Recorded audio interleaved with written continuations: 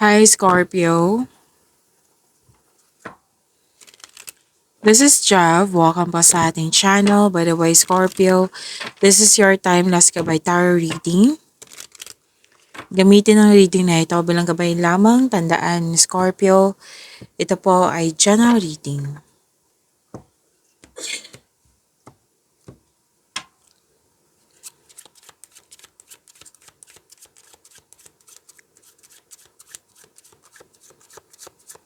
Mga parating pa para kay Scorpio.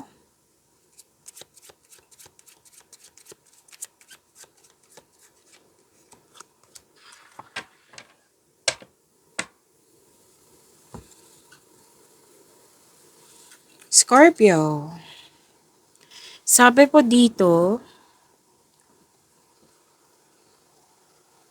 okay, ah,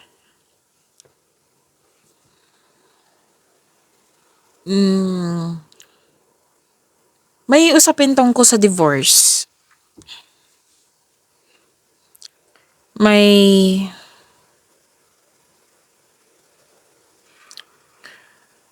may sitwasyon dito na nasaktan ka. Oo. Tapos may ano dito, may usapin tungkol sa menopausal. May pwedeng kausap mo to ngayon or usapin to tungkol sa isang widow, like a woman without a partner. Yan. Pwedeng siya yung kausap mo or ikaw to. Pwedeng pinag-usapan to. Tapos gusto mo ng isolation, like gusto mo mapag-isa. Or di kaya ay parang nagtampo ka dito, tampo or feeling of abandonment. Yan na parang iniwan ka. Yan, tapos nag-iisip ka din dito na kung ano, alin ba yung mga bagay na ipaprioritize mo. And may fear of separation ako nakikita dito. Feeling overwhelmed, burnout. Kasi may nakita ko dito, Scorpio, pwedeng na-disappoint ka sa isang tao. Parang ganun na, ay, no choice, sige, ganun. Oo, pwedeng nagbigay ka ng pasensya nito na naiinis ka or kasi parang nag-commit sa'yo. Tapos, parang gano'n lang, o sige, no choice, nagawa na, sige, ganun. Na no choice. So, pwedeng nainis ka kasi sobra na. It might be parating nagsasabi to sa'yo na, oh, bukas mabibigay ko na sa'yo, pero hindi pala. Nag-follow up ka, pero hindi pala bukas. Ganun. Okay. Nakikita ko kasi dito, okay, okay, hi, sige, no choice, nagawa mo na, may ganyan.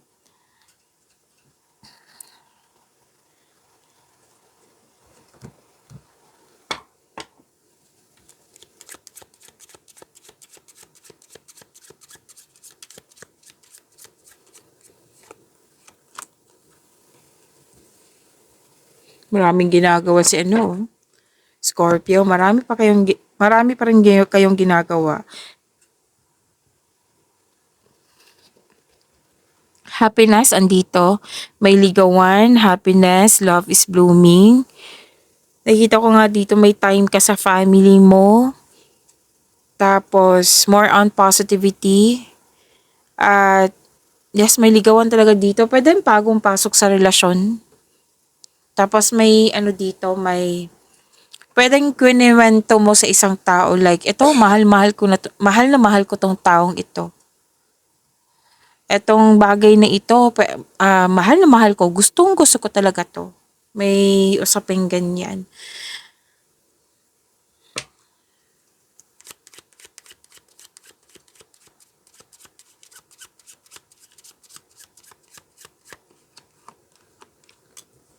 Maraming ginagawa, maraming transaction.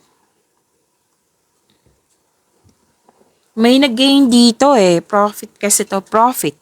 may nag-gain, may chances na binigay sa iyo, may yes, may advantage na tuwang-tuwa ka kasi advantage yung mga binigay na chances sa iyo. May increase sa allowance ba to, sa sweldo or increase kasi malaki ang sales, maraming nga ako nakikita ditong nabenta. Oo.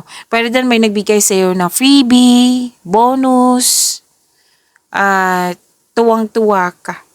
And advice ng card dito na maging open ka sa mga pagbabago. Kasi dalawang card ni mismo nagsabi dito, may mga pagbabago. Be open. Embrace mo tong pagbabago na ito. At may business aspiration dito, professional goal, nag-uusap po.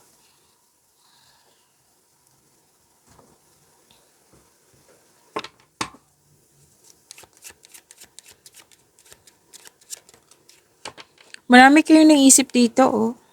Marami kayong naisip na maraming ideas, maraming iniisip. Malalim ang iniisip, contemplation. Tapos, gagawa kasi kayo ng desisyon. Pero kung nahihirapan kayo sa paggawa ng desisyon, then, anong tawag dito? Bumuo kayo ng konkretong plano. Tapos, kasi this is thinking process, malalim nga ang iniisip mo. Pwede din nag-self-study ka or nagpa-enroll ka sa school, sa workshop, seminar, basta pwede talaga nag-self-study. Kasi, nakikita ko dito, nagagather ka ng factual information and meditating on your problems. Oo. Hindi mo siya iniiwasan, kundi bibigyan mo talaga ng panahon para ma-solve ito. Tapos may nakikita ko dito nagmuni-muni. Malalim nga ang iniisip.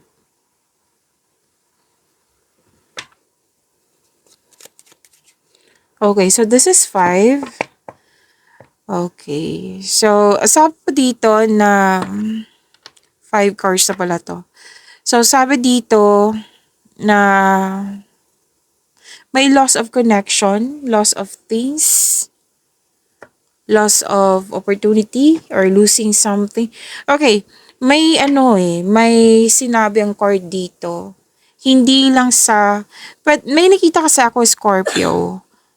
Oo, kailangan kong sabihin to kasi paulit-ulit lang sinasabi sa akin ngayon na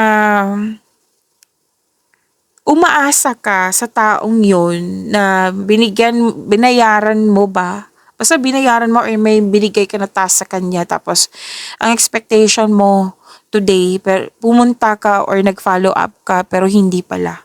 Hindi nabigay kasi puro mamaya na. So, napuno ka na dito. Di ba sabi ko kanina parang, sige, no choice. Nangyari na, sige, ganun. Na parang no choice ka. And, be careful kayo. Ingatan nyo po yung mga valuable things nyo kasi may nakita ko ditong tao na hindi totoo or may interest sa valuable things mo. Yung mga importanteng bagay sa iyo. Natandaan yung sinabi ko dito na may gustong-gusto kang bagay na mahalaga to sa iyo. So, ingatan nyo yan. And, huwag kayong mag-spend sa taong energy vampire. Like, ninanakaw niya yung inner peace mo. Like, for example, ginugulo ka na yung energy vampire, marami kasi niyan, explanation. So, energy vampire, like, kung kausap mo siya, feeling mo drain talaga. Nabibigatan ka, nadidrain yung energy mo dahil madali ka ma-stress, matitrigger ka, na syempre maisip mo, bakit ba na every time makakausap ko tong taong ito, maiirita ako, na hindi lang sa maiirita parang naubusan talaga ng energy. Yan. Like for example, another example, Nagkukwento ka sa kanya regarding sa ideas mo na bibigyan ko na to ng aksyon. Tapos siya, hindi mo yan magagawa. Hindi yan magiging successful. Yan. So, this person is creating blockages na gusto niyang maapektuhan ka talaga. Gusto niyang masira tong ideas mo. Example lang po yan kasi maraming case niyan. Eh. So, kung pwede, wag na lang kayo magalit kasi that is creating blockages nga eh. So, kung pwede, umiwas na lang or put limitation po. Okay?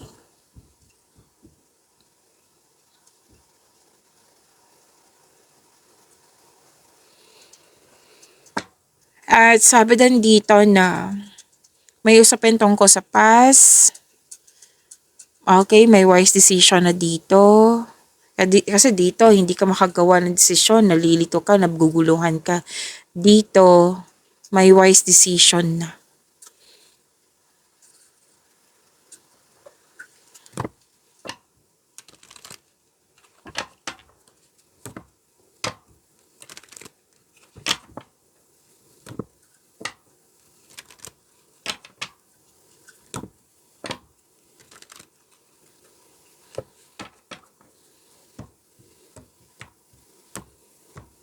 Scorpio, maraming salamat po sa mga hindi nag-skip ng ads.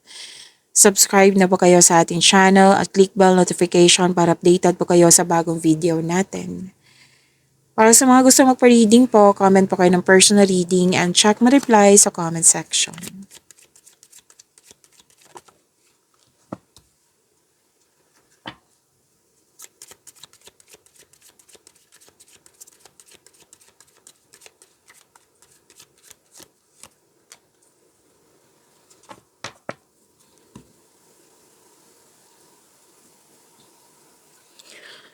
Okay, maraming ginagawa si Scorpio at which is sinabi dito kanina, 'di ba? Maraming ginagawa. At ano dito, may dumating na opportunity sa iyo na binigyan mo siya ng agarang aksyon para magkaroon ng maagang resulta. At okay, may mabilisang desisyon dito which is lumabas din dito yung desisyon. At yes, darating na yung inaantay mong mensahe. May parating na blessings na magbibigay saya sa iyo. So, maaari din may travel or importanteng lakad ngayon or isang bagong tao na darating sa iyong buhay. At excited ka dito eh. Kaya nga may binigyan kang agarang aksyon dito kasi excited ka. Maring ang ilan sa inyo makakatanggap ng event invitation or may mag-ask again or may mag-ask sa iyo ng date. Opo. Tapos isa o maraming alok. Diba sinabi ko kanina dito na may maraming iniisip. Andito din po sa tarot card nyo na isa o maraming alok o idea ang darating sa iyo. Busy. Busy pa rin yung sinasabi dito. Exciting new opportunities po. Financial stability, nagkaroon ng abundance sa kaperahan mo. Claim po, ang ganda nito.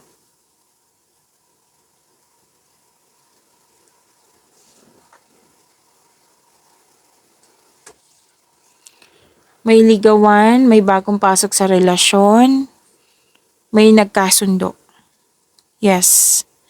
At sabi din dito, actually itong ligawan na ito, sinabi ng card dito na may destiny. This is naka-destiny to sa'yo.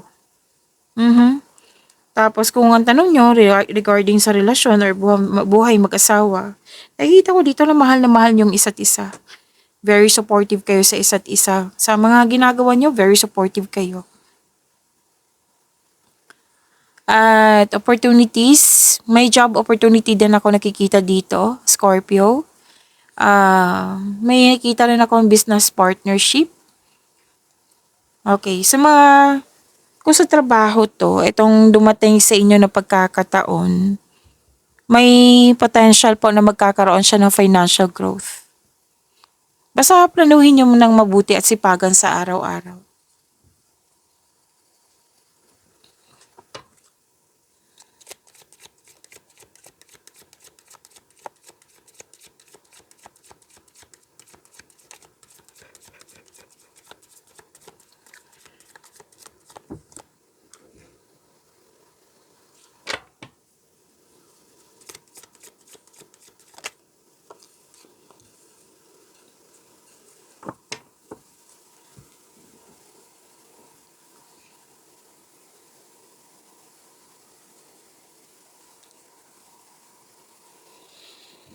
Sa career and money niyo po, nagkaroon ng pagkakaisa. Itong dalawang card na ito. Ang ganda nito. Actually, from here to here, ang ganda ng cards niyo eh. Oo. Scorpio, nagkaroon ng pagkakaisa po. At may nakita ko dito may tinuturuan kang bata or may customer kang bata. Kliyente ba to? And very supportive ang family or grupo ng tao na para mo ring family na nagbibigay sila ng isa sila sa dahilan na nagbibigay sila ng motivation sa iyo na ang siyang dahilan na magkakaroon ka ng focus sa pag-achieve ng goal mo. So pagkakaisa.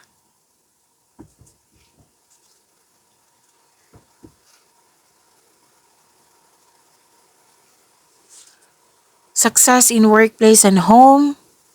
Itong grupo ng taong na ito, i-acknowledge nyo. Oo, i-acknowledge nyo. Kasi talagang very supportive sila sa iyo. Oh, na malaki ang kanilang tiwala sa iyo. At kung ikaw ay may balak mag-change career, magtayo ng negosyo, know that you have a very supportive group of people. Granted yung manifestation mo, fulfillment sa pangarap, kasiyahan po ito, yan. Satisfaction at pasasalamat. Ang ganda. Claim niyo po.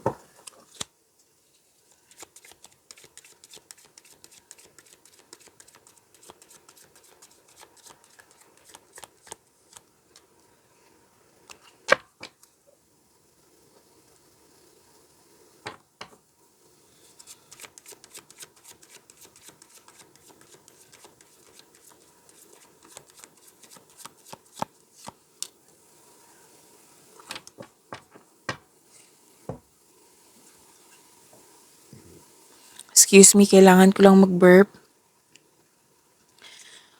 Scorpio, ito yung po ay about your love life, self-love, partnership, and romance.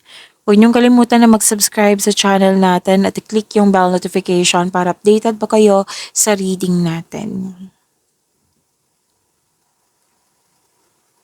Marami kayong February video reading, Scorpio ha. Baka may mga video pa kayong hindi napanood po. So, bisitahin nyo lang po yung channel natin dito. Hanapin nyo po, scroll down nyo lang po. Marami po iyon.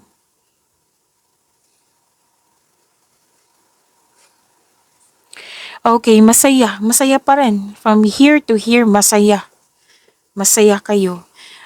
Nag-celebrate, may bonding, may engagement, kasal or honeymoon. Ang ilan sa inyo may planong magsama sa isang bubong. Sa mga single, ini-enjoy mo ang pagiging single mo. At ang ilan sa inyo ay handa ng pumasok sa relasyon. So, masaya. May celebration, pwedeng bonding po ito. Nakikita ko nga dito, nagtatawanan kayo. Joy and laughters. Okay. At pwedeng bakasyon din to ha. Rest day. Ilan nga sa inyo dito, magposibleng out of town ito. Basta nakikita ko dito yung rest day.